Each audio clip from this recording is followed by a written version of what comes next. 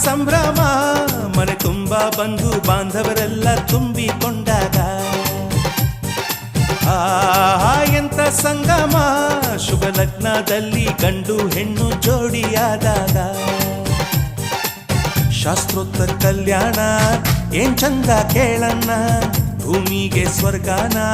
ತಂದಂತೆ ನೋಡಣ್ಣ ಮನ ಬಂದ ಹಾಗೆ ಮಾಡಲು ಮದುವೆ ವ್ಯಾಪಾರ ಅಲ್ಲಣ್ಣ ಎಂತ ಸಂಭ್ರಮ ಮನೆ ತುಂಬ ಬಂಧು ಬಾಂಧವರೆಲ್ಲ ತುಂಬಿಕೊಂಡಾಗ